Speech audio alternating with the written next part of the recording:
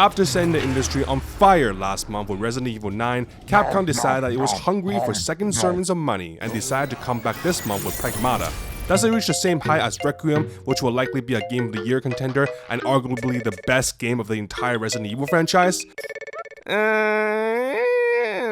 Not really. But it's really fun. Let's get the big Yoshi out of the room right now, the gameplay. The decision to make the hacking such an integral part of the combat is a very smart way to make the gameplay feel unique and keep players engaged. It's not a revolutionary concept. Games that make players manage multiple mechanics at the same time has been around since forever, but it's rare to see it done so seamlessly and to this extent.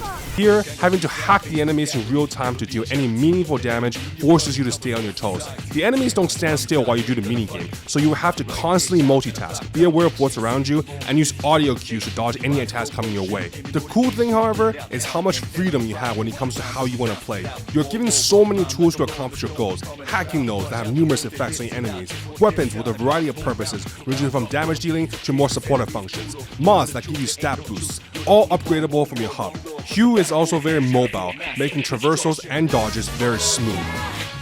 What's next?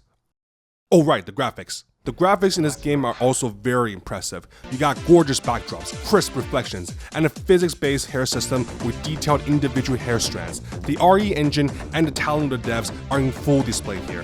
What really got me impressed, however, was the variety of environments the game takes you across. A space mining facility where autonomous robotic worms now run amok, a distorted recreation of New York saturated in logical errors, and a once vibrant green space now overrun by unchecked plant life. I was initially a bit worried that given the setting, the entire game was just going to be stuffed with long metallic hallways, but no, the environmental diversity is actually quite good here, especially for a game that's only around 14 hours long. So, let's summarize what we got so far. The gameplay? Oh yeah! The graphics? The story? Do we really have to talk about a story? The best thing I can say about the story is that it's competent. It's not bad, it's not good, it's just really engaging enough to keep you playing until the end. At first, I thought that it had some potential. A middle-aged mentor/father figure meets a young, curious mentee/daughter figure, and through the bond they form with one another, both become better people by the end. It is a concept that we have seen in 1,000 games already, but nonetheless, it is responsible for some of the best narrative experiences out there. The problem with Pragmata, however, is that it is too clean and inoffensive.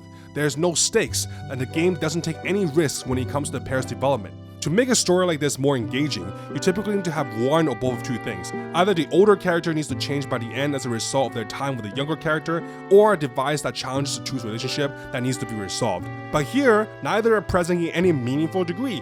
Diana starts the game as a curious, optimistic young girl and ends the game as a curious, optimistic young girl. Except she likes Hugh and knows what balloons are. Hugh starts as a nice guy and ends the game as a nice guy, except now he also likes kids.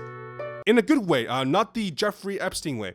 It's boring and lazy because nothing really changed. The two's relationship was never strained or challenging in any way.